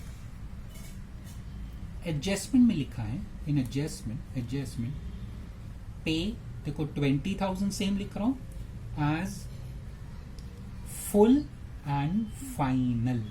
अभी दोनों में फर्क इस वजह से, अभी क्या फर्क, क्या डिफरेंस है? व्हाट डज इट मीन्स कि उनका 1 लाख है ना बाकी, ओके, पे 20,000, आज उनको 20,000 पे करो full and final. Full and final का मतलब क्या? उनको बुलाओ, उनके हाथ में 20,000 रुपीज दो और बोलो ये फाइनल पेमेंट है, मतलब अब इसके बाद, ओके, आफ्टर दिस फ्यूचर में आपको 1 रुपया नहीं मिलेगा। आगे सुनो students, here I have said just पे देम 20, तो मतलब बैलेंस 80,000 आपको फ्यूचर में पे करना है, बाकी है। बट हियर आई से फुल एंड फाइनल, मतलब आज 20,000 लो and never show your face again, that is a simple meaning. Bills payable को क्या कहना है कि 1 लाख की जगह पे आज 20,000 लो and never show your face again, बाकी 80,000 आप भूल जाओ। So in that case entry will be bills payable account debit 1 lakh आप उनको पे कर रहे हैं, so to bank account credit. कितना पे कर रहे हैं? 20,000।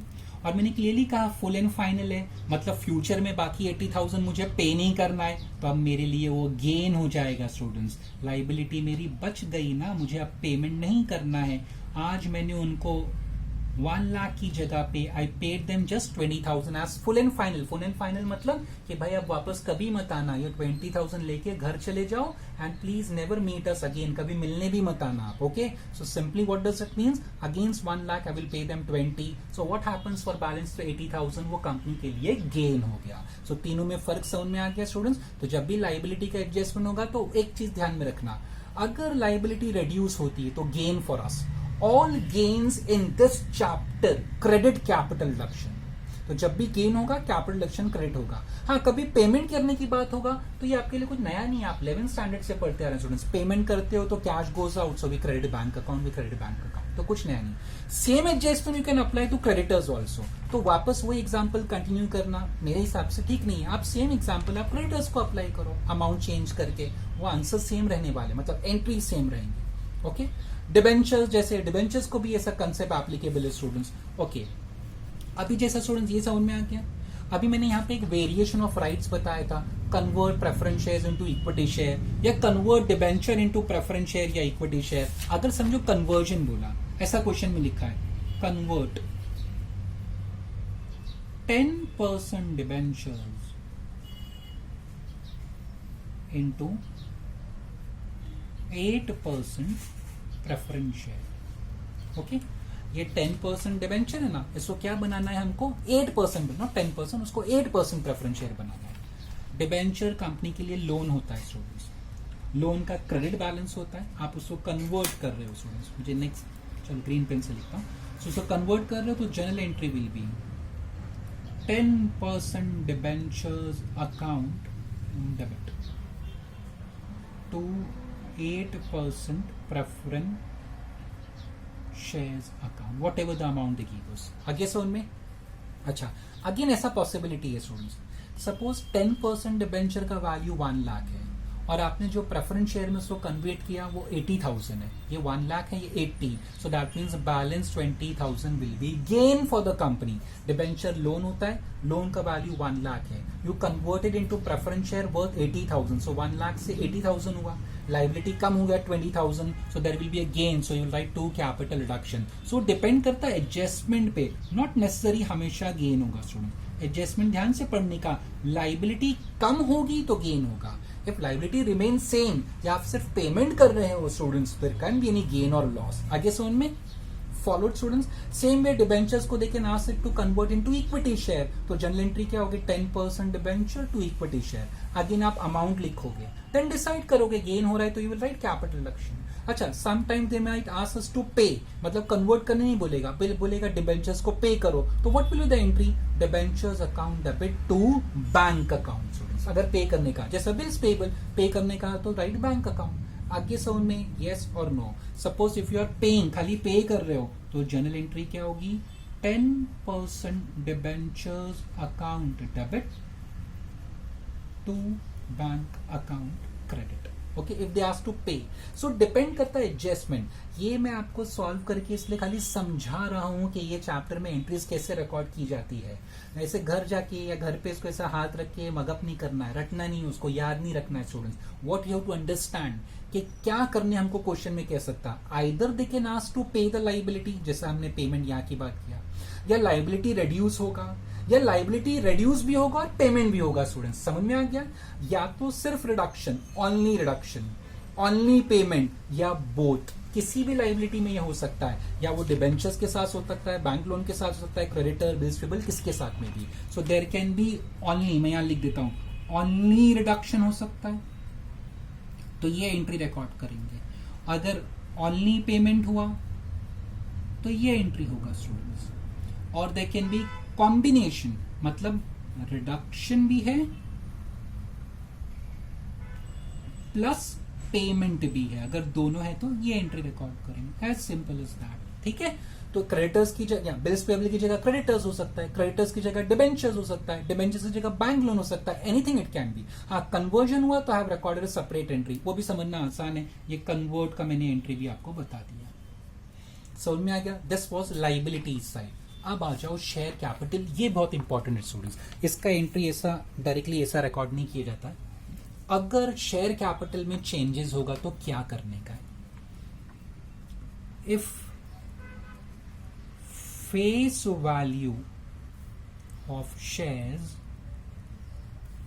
चेंजेस, इसमें दो ऑप्शन होते हैं, फेस वैल्यू शेयर चेंज हो गया या face value of share remain same, unchanged रहा, तो क्या करने का स्टूडेंट्स? ये हेडिंग है, अब इसका आंसर मैं बता रहा हूं आपको। इसको ऐसा समझो स्टूडेंट, अब शेयर्स जो है ना डीमैट फॉर्म में होता है। डीमैट समझते हैं ना, मतलब पहले जैसा सर्टिफिकेट, पीस ऑफ पेपर नहीं होते शेयर्स, डीमैट फॉर्म ऑनलाइन होता है ना अभी सब स्टूडेंट्स। ओके, डीमटेरियलाइज फॉर्म में होता है students, it's not in paper form. ऐसा समझो कि शेयर्स अभी भी पेपर फॉर्म में है। जस्ट एन एग्जांपल, तो मेरे पास एक शेयर है कंपनी का, कुछ शेयर्स है मेरे पास कंपनी के, उसका फेस वैल्यू 10 है। इंटरनली कंस्ट्रक्शन में कंपनी गई, उन्होंने उसका फेस वैल्यू 2 कर दिया। Just an example student, share capital company के लिए, I am not talking about from my point of view, ये जर्नल एंट्रीज हम रिकॉर्ड कर रहे हैं in the books of company. ये कंपनी का, कंपनी के लिए शेयर कैपिटल लाइबिलिटी होता है। पहले वो लाइबिलिटी का वैल्यू 10 था, फेस वैल्यू अभी 2 हो गया, तो कंपनी के पॉइंट ऑफ व्यू से definitely it's a gain, because liability 10 से कितना हो गया 2, सो कंपनी के लिए गेन है। तो जब भी गेन होता है ये चैप्टर में, तो मैंने कहा ना all income gains are credited to capital reduction, तो एक चीज तो पक्का हो गई, कैपिटल रिडक्शन मुझे क्रेडिट करना पड़ेगा। सो टू कैपिटल रिडक्शन अकाउंट। अच्छा, ये गेन किस चीज पे हो रहा है? जैसे यहाँ बिल्स पेबल पे गेन था तो मैंने बिल्स पेबल को डेबिट किया था। अभी मुझे गेन किस पे हो रहा है? इक्विटी शेयर, मैंने अपने, यहाँ पे हम शेयर कैपिटल की बात कर रहे हैं ना, तो मैं डेबिट किसको करूंगा? Equity share capital account debit, equity share capital account debit. Okay students, आपको समझाने के लिए, पहला वैल्यू कितना था 10, अभी वैल्यू कितना हो गया 2, तो गेन कितने का 8, तो बैलेंस 2 बच रहा है ना, तो बैलेंस 2 देखो ऐसा लिखते हैं, 2 वापस equity share, once again we record equity share capital. I will explain why, because मैंने ऊपर हेडिंग में क्या लिखा, if face value of shares changes. तो इसका मतलब क्या हुआ, एक तरह का ये बार्टर एक्सचेंज है। बार्टर एक्सचेंज मतलब क्या? वो हमारे जो इक्विटी शेयर होल्डर है उनको बुलाना, उनसे पुराने शेयर सर्टिफिकेट्स वापस लेना, उस पर वैल्यू प्रिंटेड कितना है 10, तो उसको मैंने डेबिट किया, और उसके बदले में उन्होंने पुराना शेयर सर्टिफिकेट दे दिया आपको, टेक इट बैक। उसके बदले में against that give them new share certificates of ₹2, तो वही मैंने यहाँ पे किया, न्यू शेयर सर्टिफिकेट 2 का दिया। तो जब भी शेयर कैपिटल की बात होगी ना, तो 95% ऑफ द क्वेश्चंस में हम लोग ये वाली एंट्री रिकॉर्ड करते हैं। Now it can be preference share also student, अगर प्रेफरेंस शेयर से सेम एडजस्टमेंट रिलेटेड है तो write preference share to capital reduction. आगे सुन में मैंने यहाँ इक्विटी का एग्जांपल लिया। ये कब करते हैं? जब face value of shares changes. Suppose question में ऐसा कहा है, if face value of shares is unchanged, जो पुराना था अभी भी उतना ही है, फेस वैल्यू चेंज नहीं किया, इसका मतलब क्या होता है? That is paid up value has change, sorry, paid up value has change. अब ये पेड अप वैल्यू होता क्या है? आपको समझाने के लिए, मेरे पास एक शेयर है 10 रुपीज का, फेस वैल्यू उसका 10 है, बट कंपनी ने अभी तक मुझसे ना एप्लीकेशन अलॉटमेंट मनी मांगा है और फर्स्ट कॉल टोटली 8, तो फेस वैल्यू 10 और पेड अप वैल्यू कितना हो जाएगा? 8। आपने ये इश्यू ऑफ शेयर्स में पढ़ा होगा students. Face value of share is 10, but company ने मुझसे एप्लीकेशन अलॉटमेंट फर्स्ट कॉल मांगा है टोटल 8 रुपीज, तो अब तक मैंने कितना पे कर दिया उनको? 8 रुपीज। सेकेंड कॉल का अभी तक कंपनी ने मांगा ही नहीं है, 2 rupees. So this is your paid up value. आगे सुन में, तो face value of share is unchanged का मतलब उसका ना, उसको ऐसा इंटरप्रेट करते हैं, मतलब पेड अप वैल्यू चेंज हो जाएगा। पेड अप वैल्यू चेंज हो जाएगा मतलब क्या? कि ये शेयर्स पार्टली पेड अप है ना, कंपनी आपको बुलाएगी, कंपनी क्या कहेगी कि प्लीज हम फेस वैल्यू तो सेम रखना चाहते हैं, जो शेयर सर्टिफिकेट है ना वो आप अपने ही पास रखो, वो हम वापस नहीं लेना चाहते हैं। यहाँ पे उन्होंने वापस ले लिया था कि टुक बैक 10 रुपीज वाला शेयर, नया शेयर दिया 2 रुपीज वाला, एक्सचेंज हुआ ना। Here what they are saying कि फेस वैल्यू 10 है ना, we want to keep that same. अभी तक आपने कितना पे किया? 8। दे विल से टू मी कि आप ऐसा एज्यूम करो कि आपने 6 ही पे किया है।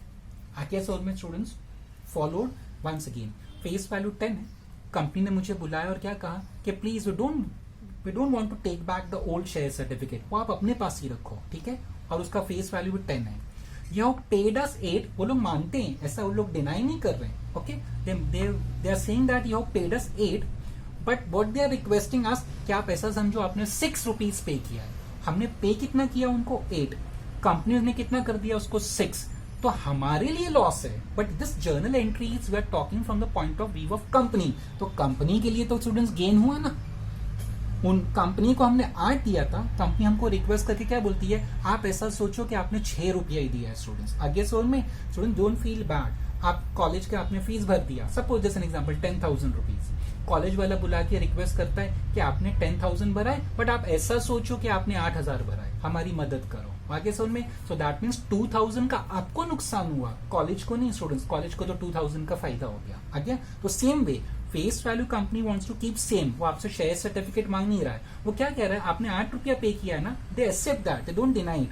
वो कहते हैं 8 को आप ऐसा समझो आपने 6 रुपया पे किया है। So what they are saying is they are changing the paid up value. So paid up value change, अगर ऐसा होगा तो जनरल एंट्री क्या रिकॉर्ड करने का students? Equity share, preference share से भी रिलेटेड हो सकता है same adjustment. Equity share capital account debit to capital reduction account credit, that's all. ये वापस टू इक्विटी शेयर कैपिटल नहीं लिखते। यहां क्यों लिखा मैंने? Because there was an exchange, मैंने ओल्ड शेयर वापस लिया, नया शेयर फेस वैल्यू 2 का दिया, या फेस वैल्यू ही चेंज हो गया था। हियर व्हाट हैपेंस, मेरे से उन्होंने शेयर सर्टिफिकेट वापस नहीं लिया है, I paid them 8, they are asking no, आप ऐसा सोचो कि आपने 6 पे किया है। आगे सो में तो शेयर सर्टिफिकेट तो एक्सचेंज नहीं हो रहे ना, तो you can't write equity share to equity share, so you will record only the gain. Gain कितने का है? 8 से कितना हो गया? 6, तो कंपनी को 2 रुपए का गेन हुआ।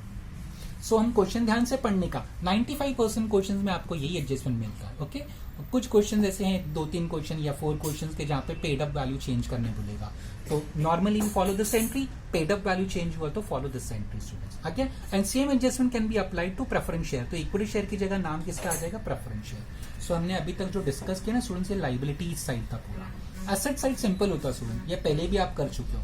प्लांट है, जैसे एन एग्जाम्पल 5 लाख है, आज वो लोग कहते हैं कि उसकी realisable value, revised value is 4 lakh. Plant 5 lakh का है आपकी बैलेंस शीट में, बट रियलाइजेबल वैल्यू आज का value, revised value is 4 lakh. 5 lakh से 4 लाख, एसेट साइड है ना, 5 लाख से 4 लाख, तो कंपनी के लिए लॉस है कि प्रॉफिट है? 5 लाख का प्लांट, आज का वैल्यू उसका 4 लाख है, दैट मीन्स कंपनी को लॉस है 1 लाख का। All expense losses which account? Debit capital reduction account. तो स्टूडेंट ध्यान रखना, एसेट की बात करें, वो कोई भी एसेट हो सकता है, it can B plant, furniture, motor vehicle, investment, data, stock, bills receivable, कोई भी एसेट, तो मैं यहाँ एसेट की बात कर रहा हूं। इन केस ऑफ एसेट, अगर एसेट की बात हो रही है, in case of asset value appreciate हो गई, तो बढ़ गई, इंक्रीज हो गई, वैल्यू अगर इंक्रीज हो गई तो कंपनी के लिए क्या होगा, वो गेन होगा स्टूडेंट्स, कंपनी के लिए it's a gain. So general entry will B assets account debit to all gains in this chapter credit capital reduction account. और वैल्यू उल्टा भी हो सकता है, अप्रिशिएट की जगह डेप्रिशिएट हो गई, कम हो गई, रिड्यूस हो गई. वैल्यू डेप्रिशिएट्स, डिक्रीजेस, तो ऑब्वियसली एसेट की वैल्यू कम होना मतलब नुकसान. All losses in this chapter debit capital reduction. So capital reduction account debit to asset account. अब वो कोई भी एसेट हो सकता है students, building, plant, motor vehicles, debtors, anything it can B. समझ में आ गया? एसेट समझना आसान है. बढ़ गया तो गेन, क्रेडिट कैपिटल रिडक्शन. कम हो गया तो loss, debit capital reduction. They can ask to sell asset also. अगर एसेट सोल्ड है, sale of asset, again any asset, building, machinery, furniture, debtors, ये लाइफ, एनी एसेट. अगर सेल ऑफ एसेट है, ये भी सेल ऑफ इन्वेस्टमेंट है, ये भी आपने पहले किया स्टूडेंट. जब एसेट बेचते हो तो you receive money, so you write bank account debit. Asset बेचा तो टू एसेट अकाउंट क्रेडिट. फायदा हुआ तो to capital reduction credit. Loss हुआ तो capital reduction debit. Followed? So asset में कुछ भी पॉसिबल है, एप्रिसिएशन पॉसिबल है, डेप्रिसिएशन पॉसिबल है, या बेचने भी बोल सकता है वो. अगर एसेट बेचा students, so bank debit to asset account, basic entry asset बेचने का. हाँ, बेचने पे लॉस हुआ तो all losses debit capital reduction. Gain हुआ तो all gains credit capital reduction. So this is for asset side of balance sheet. अभी last important point, 2 point, sorry last ना, 2 पॉइंट है स्टूडेंट्स. ये आपने टर्म पहले भी सुना होगा. इंटैंजिबल एसेट समझते हैं आप लोग, goodwill best example. Sorry, intangible asset, fictitious asset slash losses must be written of.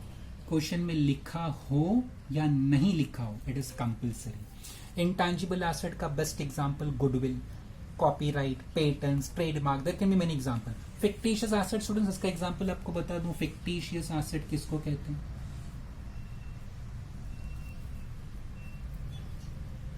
Share issue expense, underwriting commission, ये आपको नेक्स्ट सेम में है अंडर राइटिंग कमीशन, सेम 6 में. There can be many examples. Okay, fictitious का simple meaning क्या होता है? नकली. Okay students, so it's not an asset, actually it's an expense, but because of some accounting rules principle ना, we are recording as miscellaneous expenditure. So miscellaneous expenditure को कहते हैं fictitious asset. fictitious asset का मतलब क्या? fictitious मतलब नकली student. वो actually asset नहीं है, वो actually है क्या? expense. But because of some accounting rules principle, you are recording it as an asset. तो उसको कहते हैं fictitious asset. तो fictitious asset हमेशा क्या करने का? Right of. इंटैंजिबल भी हमेशा क्यों राइट ऑफ करने का? क्यों? सिंपल मीनिंग बताऊं. इंटैंजिबल का बेस्ट एग्जांपल मैंने क्या बताया? गुडविल. ये एक्स लिमिटेड है ना, लॉस मेकिंग कंपनी थी. लॉस मेकिंग कंपनी का कोई गुडविल हो सकता है क्या स्टूडेंट्स? ऑब्वियसली नो ना. तो स्टूडेंट्स हमेशा ही क्या करना? Right of. अभी राइट ऑफ का मीनिंग डेबिट पीएनएल होता है, बट मैंने बताया स्टूडेंट्स ये चैप्टर में आप पीएनएल को भूल जाओ. डेबिट किसको करना? कैपिटल रिडक्शन को. सो मैंने पीएनएल लिख के फिर काट दिया. सो जनरल एंट्री क्या होगी? Capital reduction account debit. Capital reduction account debit to intangible asset, जो भी इंटैंजिबल एसेट होगा, goodwill, patent, trademarks, to fictitious, जो भी फिक्टिशियस एसेट होगा बैलेंस शीट के अंदर. Intangible asset account credit, fictitious asset account credit to losses account. ये जो पीएनएल था डेबिट साइड में, ये हमको परेशान कर रहा था ना, because of this we couldn't avail any loan, तो इसको बाहर कर देना है बैलेंस शीट से. सो ये क्वेश्चन में लिखा हो या नहीं लिखा हो, इट इज कंपल्सरी. ये भूलना नहीं स्टूडेंट्स, ये कंपल्सरी है. आपको बैलेंस शीट में ये चीजें दिखेंगी ना, तो तो इनको बाहर कर देना. ओके, कंपल्सरी है ये students. whenever you find intangible asset, fictitious asset या losses, तो बैलेंस शीट से उसको बाहर कर दो, राइट ऑफ कर दो. Right of means debit capital deduction. Last finally एक बच्चा स्टूडेंट्स, उसको कहते हैं हम लोग contingent liability. Last heading contingent liability. पहले मैं इसका अकाउंटिंग इफेक्ट बता देता हूं, देन आई विल एक्सप्लेन कि ये है क्या. इफ वी पे, अगर कंटिंजेंट लाइबिलिटी पे करना है तो जनरल एंट्री क्या होगी स्टूडेंट्स, कंटिंजेंट लाइबिलिटी. तो अभी स्टूडेंट्स लोग क्या सोचेंगे, लाइबिलिटी पे कर रहे हैं तो लाइबिलिटी अकाउंट डेबिट. नो, अगर पे करना है कंटिंजेंट लाइबिलिटी तो capital reduction account debit to bank account credit. मैं 3 लाइन छोड़ता हूं, will explain why I am done. If sacrifice, वो कंटिंजेंट लाइबिलिटी वाला बोलता है मैंने आपको माफ कर दिया, नो एंट्री. ये तो मैंने अकाउंटिंग ट्रीटमेंट बताया. First what is contingent liability. ऐसा लाइबिलिटी एज ऑन टुडे वो पक्का नहीं है कि आपको पे करने को आएगा या नहीं आएगा. What does creditors and bills payable mean, मतलब ये तो आपको पे करना ही है. कंटिंजेंट लाइबिलिटी कभी भी बैलेंस शीट में नहीं देगा आपको स्टूडेंट्स. तो कंटिंजेंट लाइबिलिटी ऐसा ध्यान रख सकते हैं आप. Contingent liability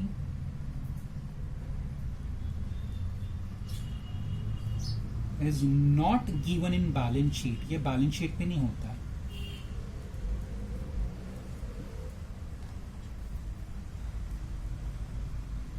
It is usually, ज्यादातर usually given as, कहां पे मिलेगा आपको ये, given as footnote. मैं बताता हूं footnote का मतलब, footnote below balance sheet. तो कंटिंजेंट लायबिलिटी का मीनिंग क्या है, ये मीनिंग क्या है कि आज it is not confirm, as on today I don't know whether I have to pay और I don't have to pay. Okay, ये मिलता कहाँ है आपको, ये कभी भी आपको बैलेंस शीट में नहीं मिलेगा. Usually as a foot note. Foot note मतलब ये बैलेंस शीट का हम लोग टोटल करते हैं ना स्टूडेंट्स, टोटल के नीचे कहीं लिखा होगा so and so liability. So it is not part of balance sheet. Okay, इसको कहते हैं ऑफ बैलेंस शीट आइटम. ये बैलेंस शीट का पार्ट नहीं होता है. कंटिंजेंट लायबिलिटी कहां होता है, बैलेंस शीट का जो आप टोटल कर लेते हो ना, टोटल करके टैली किया उसके बाद लिखा जाता है कंटिंजेंट लायबिलिटी. तो उसको कहते हैं फुट नोट. तो अगर ये क्वेश्चन में दिया है कंटिंजेंट लायबिलिटी ना, तो 2 चीज ध्यान रखना. अगर पे करने कहा तो रिकॉर्ड करना.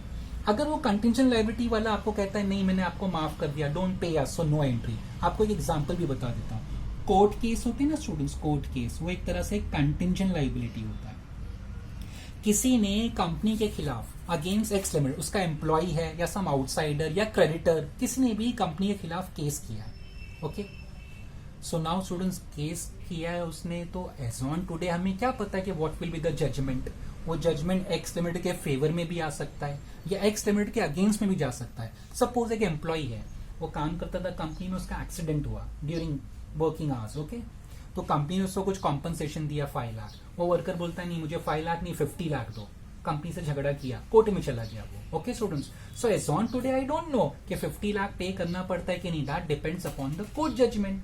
अगर जजमेंट आया हमारे फेवर में तो हम लोग बच जाएंगे कंपनी के फेवर में, दैट मीन्स तो कंपनी को पे नहीं करना पड़ेगा. अगर एम्प्लॉय केस जीतता है so company has to pay them 50 lakh rupees आगे सोल में. सो कोर्ट केस इसका बेस्ट एग्जांपल है. That means as on today we don't know, there is no clarity कि क्या होने वाला है, जजमेंट हमारे फेवर में आएगा कि अगेंस्ट में जाएगा. सो ऐसी लायबिलिटी को हम लोग क्या कहते हैं, जो 50-50 है स्टूडेंट, है ना, ऐसा हम कहते हैं ना 50-50 है स्टूडेंट. मतलब कुछ पता नहीं है हमारे फेवर में आता है कि हमारे अगेंस्ट में जाता है. सो नेगेटिव है क्या पॉजिटिव है आई डोंट नो. समझाने के लिए स्टूडेंट्स, ऐसा कुछ नहीं है मेरे फेवर में आएगा पॉजिटिव है कि मेरे अगेंस्ट में जाएगा नेगेटिव है. Okay, I don't no, 50-50% chance है, यहां भी हो सकता है वहां भी हो सकता है. तो ऐसा लायबिलिटी को we call it as contingent liability. So अगर इफ दे आस्क कि नहीं आपको पे करना पड़ेगा, आपका कोर्ट केस हार गए, okay, so then we have to record this entry capital deduction to bank. But वो एम्प्लॉय एक दिन खुद आके बोलता है, केस चल रहा है, कि मैं अपना केस विड्रॉ करता हूं, मैंने आपको माफ कर दिया, don't pay me 50 lakh. That means उसने सैक्रिफाइस किया, तो मत बोलना गेन है. कंटिंजेंट लायबिलिटी में कभी गेन नहीं होता है. आगे समझ में students. So if sacrifice no entry, मैं लिखा देता हूं students, for contingent liability there can never be gain, कभी नहीं। या तो आपको पे करना पड़ सकता है या उसको भूल जाना पड़ेगा, नो एंट्री। गेन कभी नहीं होगा। अगर वो एम्प्लॉय आके केस वापस ले लेता है तो कंपनी को गेन नहीं होगा। Students please note, contingent liability था ना, आपको पता ही नहीं था पे करना पड़ेगा कि नहीं करना पड़ेगा, तो पे किया तो आपके लिए लॉस है, तो capital deduction debit to bank account. But अगर उसने आके केस वापस ले लिया तो don't say it's a gain for the company, यहाँ इसलिए मैंने लिखा दिया for contingent liability there can never be gain. Gain नाम की चीज कंटिंजेंट लायबिलिटी में नहीं है। This was the last point. अच्छा, अभी ये मैंने लाइन क्यों छोड़ी थी, ये लास्ट पॉइंट आपको और बता देता हूँ। When we pay contingent liability, it is necessary debit capital deduction. Cash में पेमेंट किया तो right bank. Sometimes company also makes payment in the form of shares, so to equity share capital. Preference shares के form में पे किया तो write preference share capital. It is allowed for the company payment. यहाँ पे भी मैं कर सकता था ऐसा, ये बिल्स पेबल है ना, बिल्स पेबल टू बैंक। देखिए ना सर के बिल्स पेबल को शेयर्स में पे करो तो ये right bills payable to equity share capital. This is allowed for the company. ऐसा समझो, as an individual students what are the mode of payment applicable to us as an individual.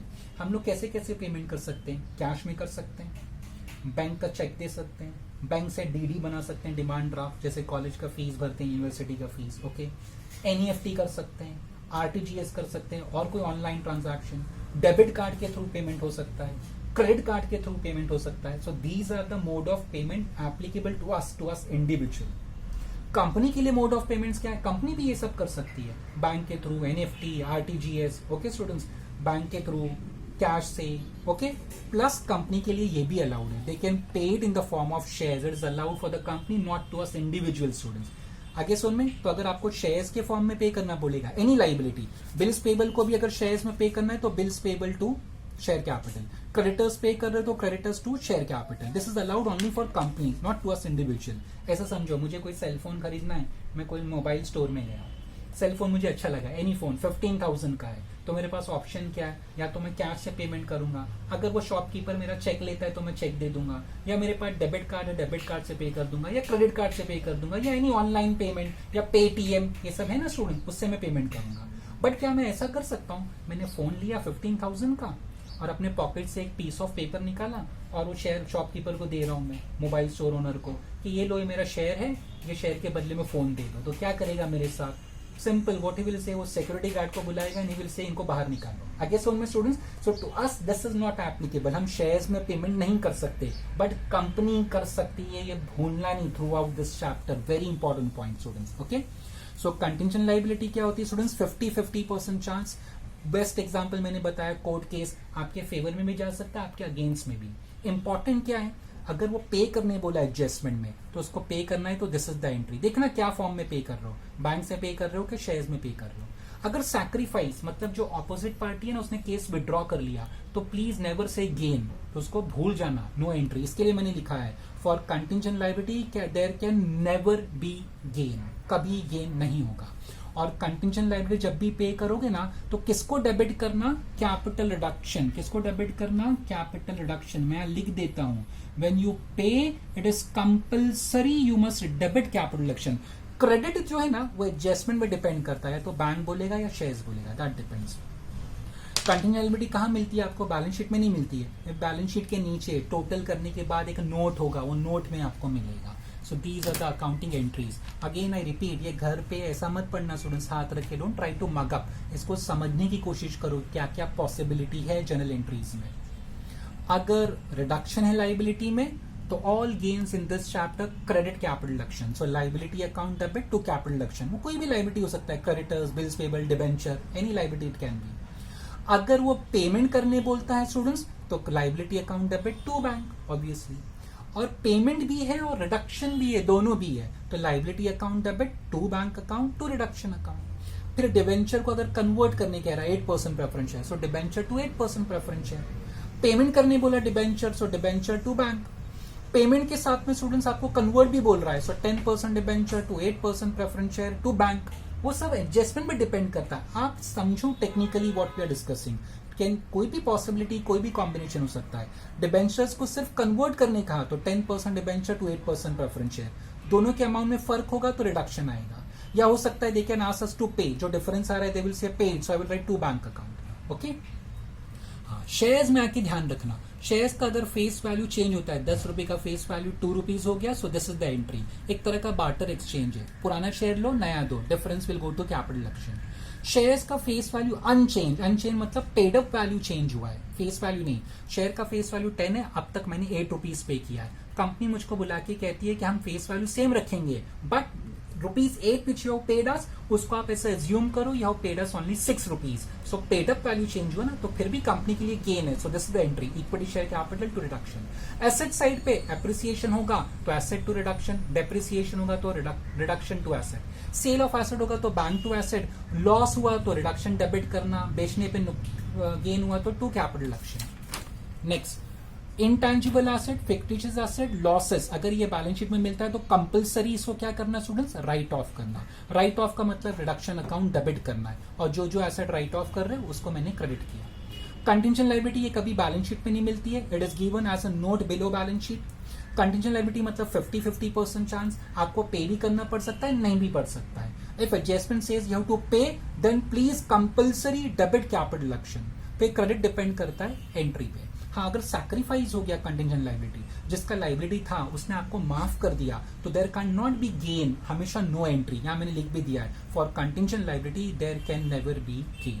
So these are the accounting concepts for internal reconstruction. तो they will give us balance sheet, adjustment entry पूछेगा, reduction account पूछेगा, balance sheet पूछेगा। So today I have discuss only journal entry.